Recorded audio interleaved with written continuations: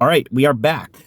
Pack is getting gas here. Oh, what? Hello. Hello. We are by the prison, again, over there. As you see, this is where we start all of our videos. But today we are covering a production day. So we're going to show you day in the life of a coffee roaster. Obviously you got up, you loaded the car, and there are greens or coffee stuff in this car and at the roastery. We're gonna go and roast coffee, show you guys just, what it's like. Right. Especially if you are, someone smaller and you want to start out, how it all works. That is the plan. But yeah, you have to drive to a roastery. A lot of roasters, especially if you're newer, even if you've already established, like you're honestly decently established, you can't afford a roaster. Still. You don't have a production space. There's a lot of rules with having, a roastery. So many roasters go and roast at a co-roasting space. So that is where we're going. So yeah, we'll see you in a bit. Basically, as you kind of grow and scale your roastery and you're a one-person operation, what ends up happening is you do have to roast coffee almost every single week. You have things like wholesale, you have retail coffee, especially people are picking up coffee from these videos. These are the types of things like you got to go and roast coffee. But if you're a smaller scale roaster, like, one-man shop here, generally can't afford or you don't have the facilities to roast coffee. It is not necessarily money that is in the way of getting a roastery. It's really like the permits, the space, so on and so forth. So that's why Pack and a lot of roasteries, for example, your smaller roasteries like, when Moonwake was starting or Hydrangea, these are the guys, they're roasting at a co-roasting space. So that is where Pack is going out to. He's going out to Shirley, and I wanted to kind of show that off because to show you guys like this is, how it is. And as we showed in the last video of roasting our Thai passion fruit coffee, he used to take the train. This is there are train tracks here. He used to take the train to roast coffee. So it's been pretty cool to kind of see that growth. Where now we have a car, you can bring things around, and you can see growth, right? This is somebody in the middle of doing it, and I think it's very worthwhile showing off to you all, especially those of you guys who are aspiring to enter the industry. All right, you gotta unload. Always unload it. But you're roasting a fair bit of coffees today? Yeah. So yeah, you bring some coffees with you in the car, and then you have a bunch of coffees inside. Yeah.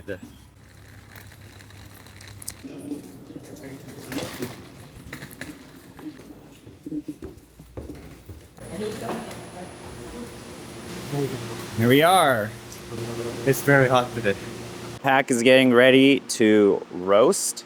So he's got his pile of greens here, and then he's gonna weigh out everything and roast. So you have orders for online from the website and your wholesale orders as well. Correct. Yes. Mostly wholesale orders today? Today, yeah, mostly hotel. And also more coffee for Popup because we ran out of a lot of coffee last week. Just gotta weigh out all of the coffees.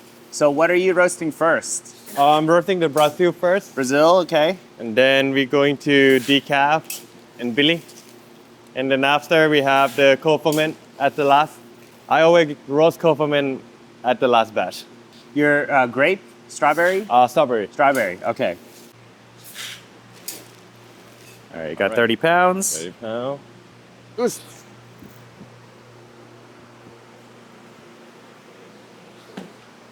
Then he's gonna heat this guy up and begin roasting. It is pretty loud in here because it's super hot.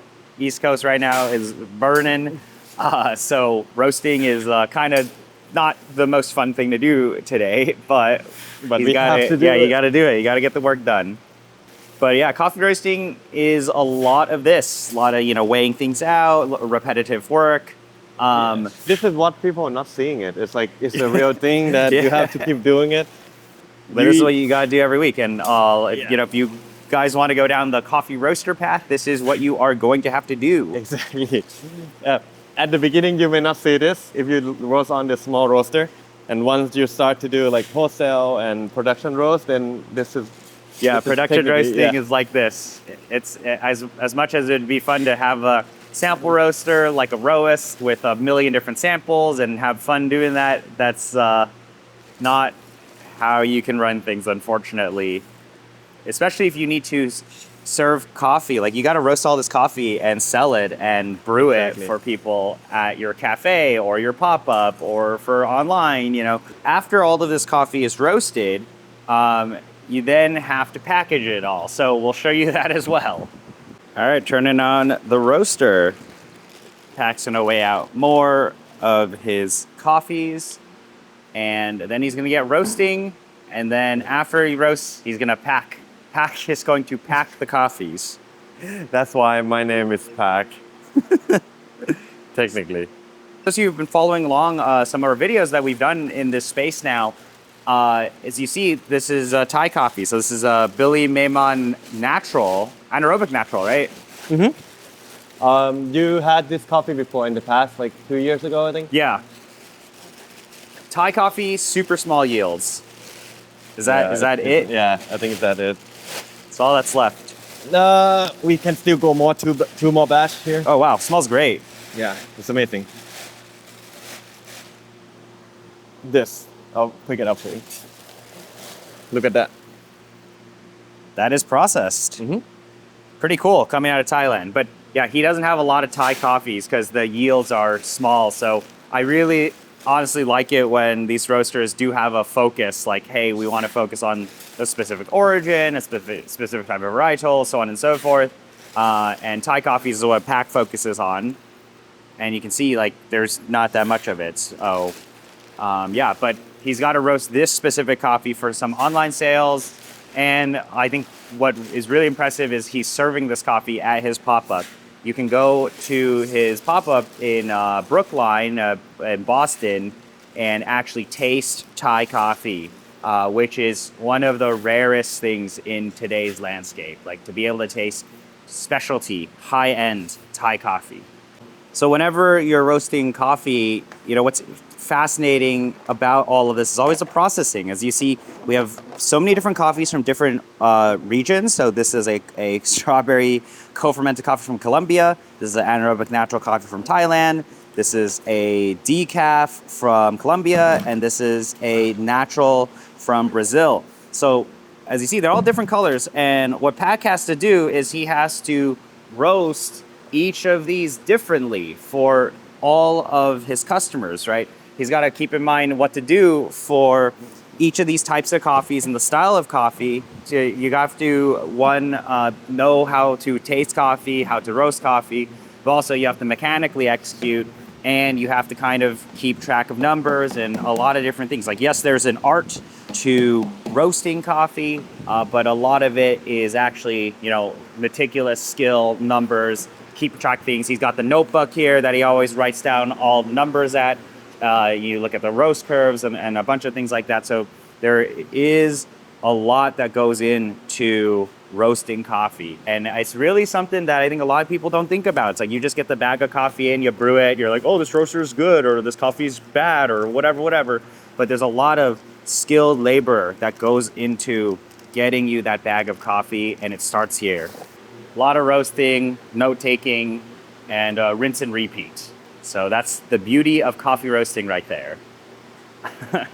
It is fun though. It looks good. It looks pretty on camera, but there are a lot of things that happen that aren't. It's just like boring work. It's work. It's labor. Yeah, it's a labor work. Yeah, but you do it for the love of the game. Roasting, he's gonna multitask. It is a little loud here because we're by an AC and everything. But he's gonna go and label his bags for wholesale, right? Mm-hmm. So these are the 5 pound bags, right here in the but you back. can see make all the stickers for these, and you're gonna go and stick them onto these bags. And some of these are even specifically for your wholesale partners. Yep, that's correct. Very pretty. So wholesale, I use the 5 pound bag, and I'm just very simply slashed on like this. Boom. They have a great smoothie. We're gonna drop off coffee there later today, right? Yeah. After this? Okay. So this is like roasted the same day, labeled, packed, labeled, and hand delivered. It works out if you're local. Different. I think a lot of people still have to hand delivery like me because we are smaller. So we need to make sure that we take care of customer well, you know. and get their feedback when you go talk to them about what they can improve for the next time when we roast for them. I think that technically always what we have to do. Yeah, but what's nice is that you are getting to a size where you are getting more stable volumes. And a lot of that comes through these wholesale, cafes, restaurants, and all of that use your coffee, and they, like your coffee, they like the product, and they want more coffee. And it works out that you're local and you're easy to work with. These are the things that I think a lot of smaller roasteries can focus on. It helps with the volume, with roasting, justifying roasting, turning on the machine and using it every time. But eventually you do want your direct to consumer, the fans, the guys like you guys who are watching these videos to be buying the coffee, and that helps you do a lot more projection and all that. That's why I want to get Pac's name out there, right? I want you guys to taste these incredible coffees, and every time you guys order, it's a bag of coffee that is needs to be roasted and justifies coming out of the way out here to roast. We're gonna get more. Now it's more for direct to consumer. So now these are the normal bags.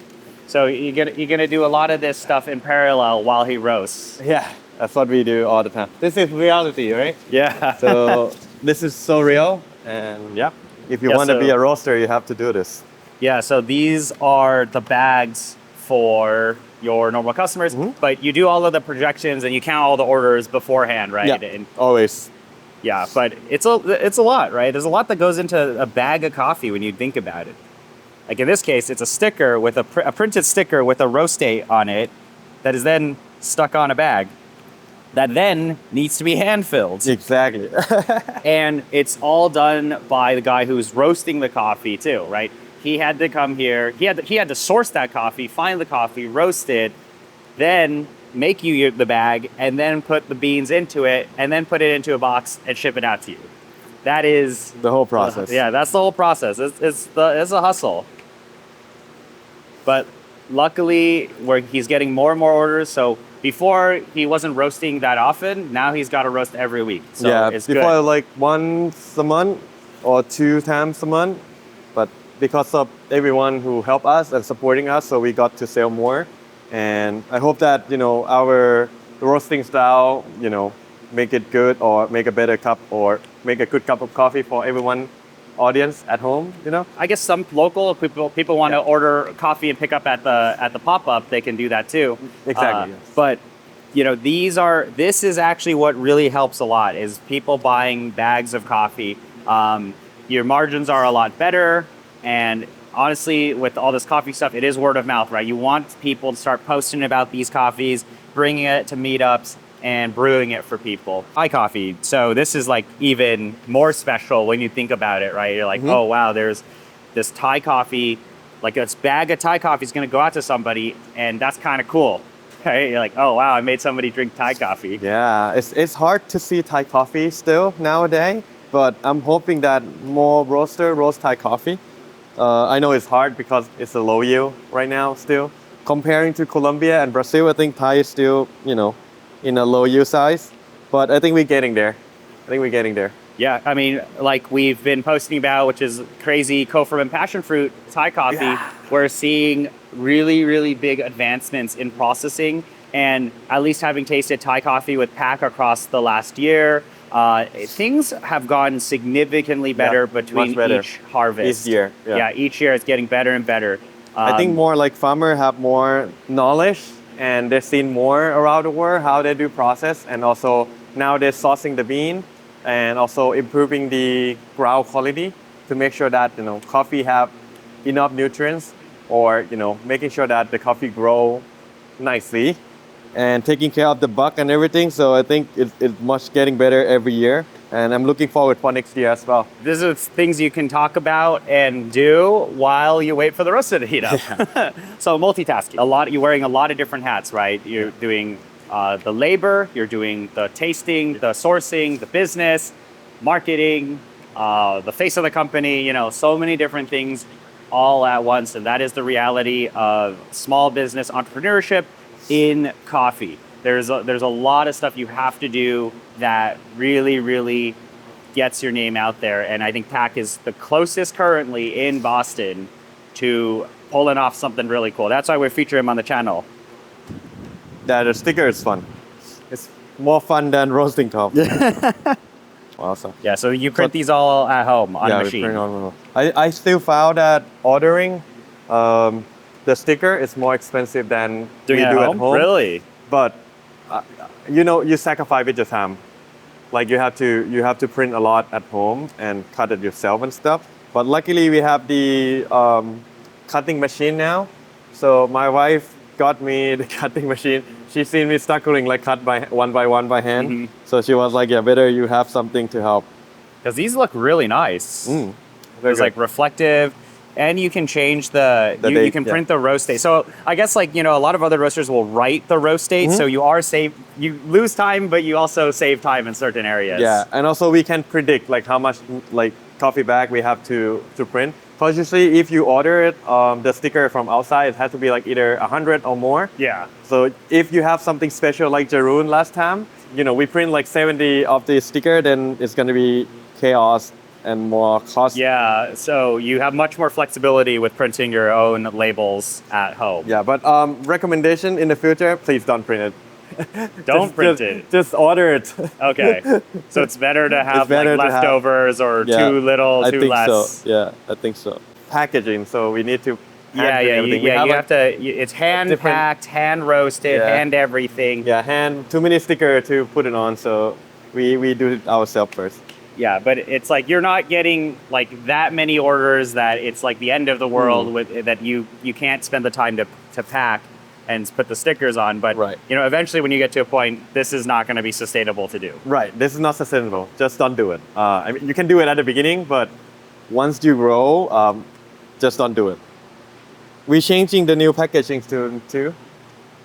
I showed Brian already. Oh yeah, really looking forward to documenting a lot of this stuff because I feel that we're seeing growth in a coffee business, and you need to do a lot of these things, like little, really small things like this actually do matter. Like, oh wow, Much matter. I have a very fancy bag of coffee with a sticker on it, right? People care about this stuff, and as you grow, you need to change some of the designs and so on and so forth. But like, this is what you need to do at the beginning. Yeah, the beginning making your product outshine is very important because you need people to look at your product, right? Right.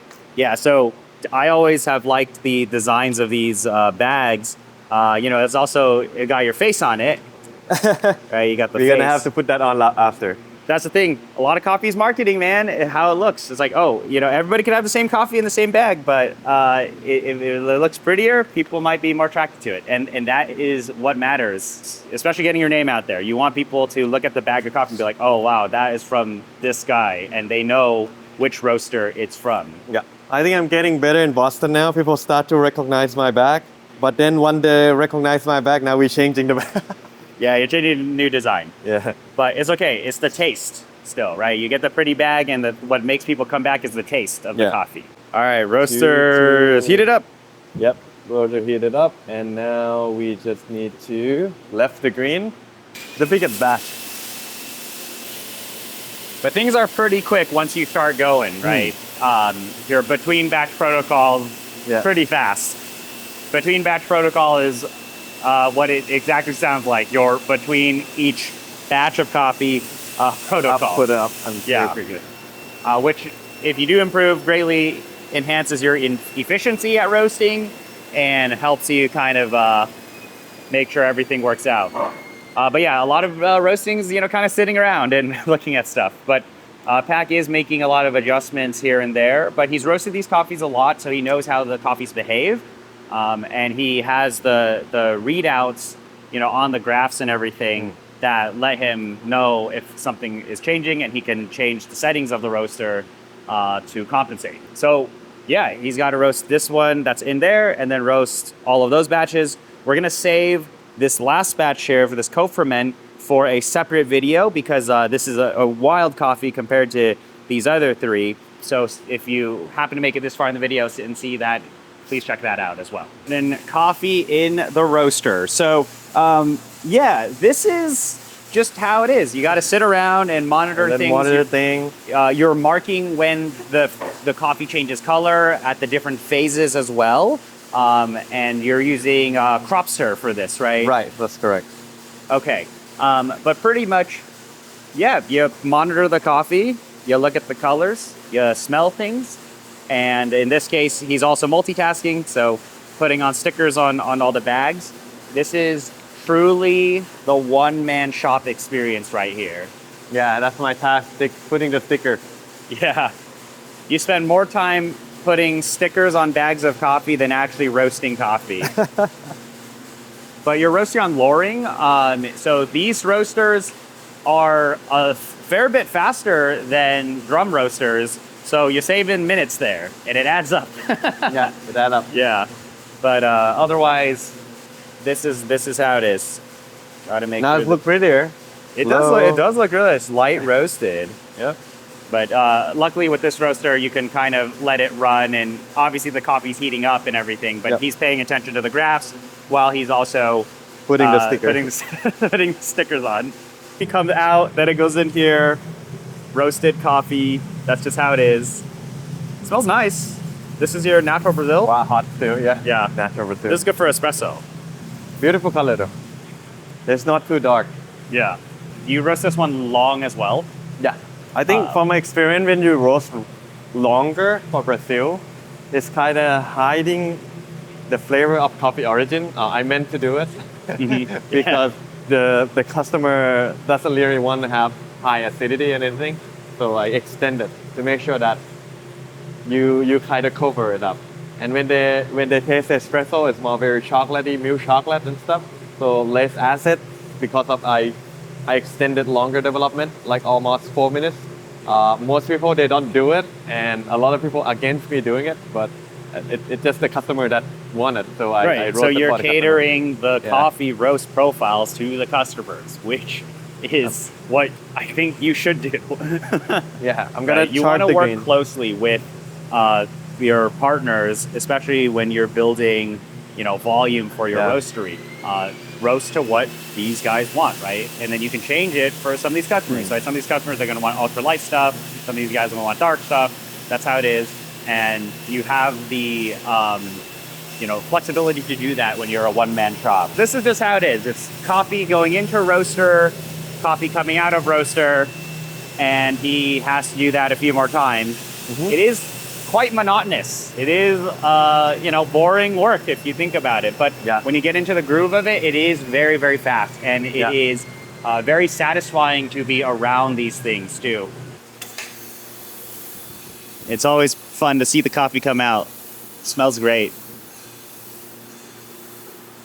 But yeah, you can get really efficient about it because you can have the coffee come out here while the coffee is going into the roaster, and you can kind of rinse and repeat.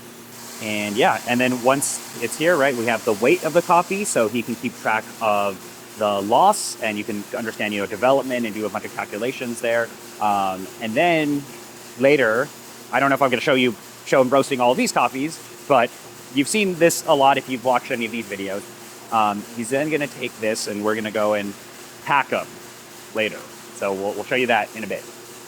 Well, now production. So this is the coffee that was roasted, and he's loading them up in these weighers. So these are the Akaya Orions, and then you got to put it into the bags.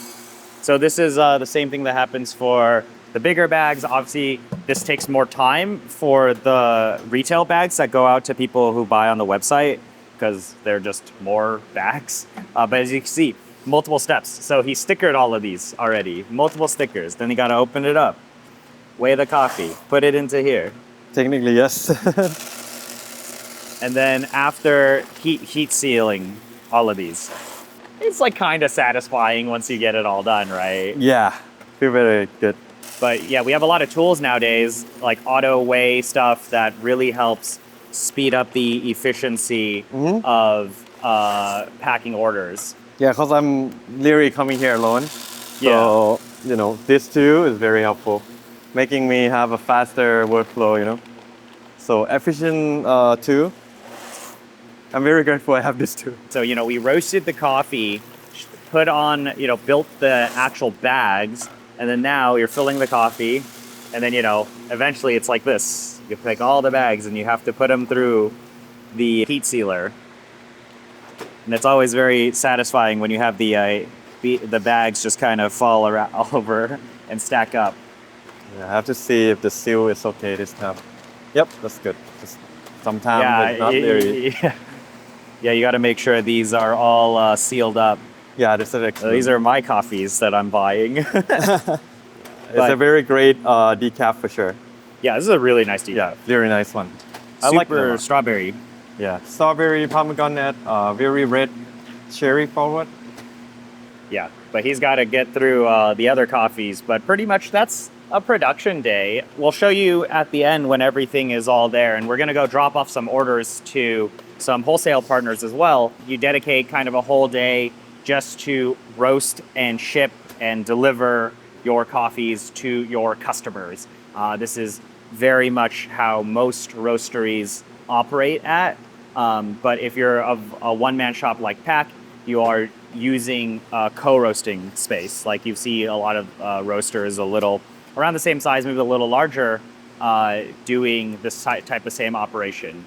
But, you know, true one-man shop, eventually, you know, you can get some helpers and whatnot. You got helpers at the Popup, but maybe one day you'll get some helpers for production, right? I really hope that happens. Yeah. You just need to sell more coffee so you can afford to pay them. Exactly. Right? Please help me buy more coffee. Yeah, buy more of his beans, guys. All right, we'll see you in a bit.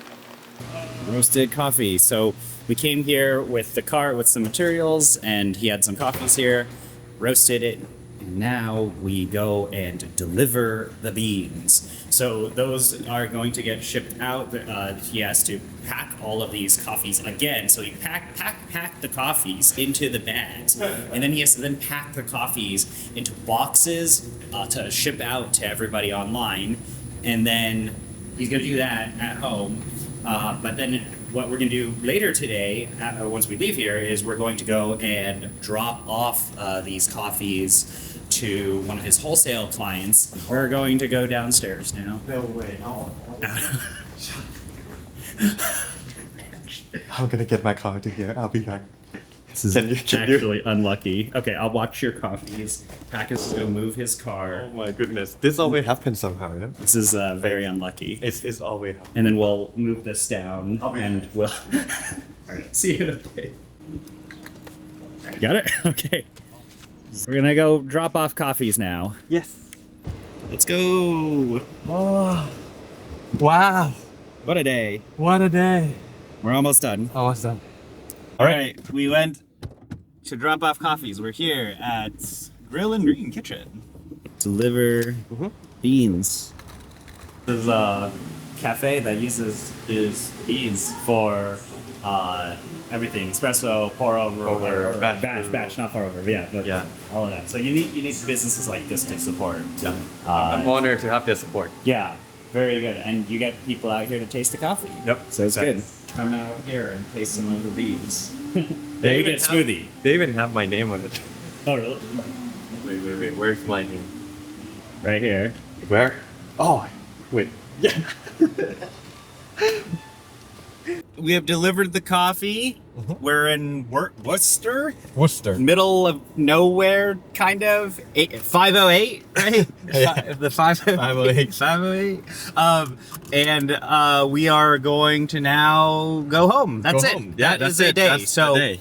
A day in a life with Pack. Yeah, you go and roast coffee, packs things, and then now he's gonna go home and take that roasted coffee that he has there and ship it out to you all. So that's just how it is. But yeah, thank you guys so much for watching this video. I mean, it is really important for me to be able to highlight people doing this type of work, and Pack is in the middle of all of it. We will come back in town and make more videos with him on roasting Thai coffee and a lot of just business related things like setting up a cafe. How do you do that, right? He is in the process of all of this, and it is amazing to document the journey. So I want to thank you all for supporting, picking up the coffee, and of course watching these videos. And, thank you, my guys. Yeah. See you guys later. Bye.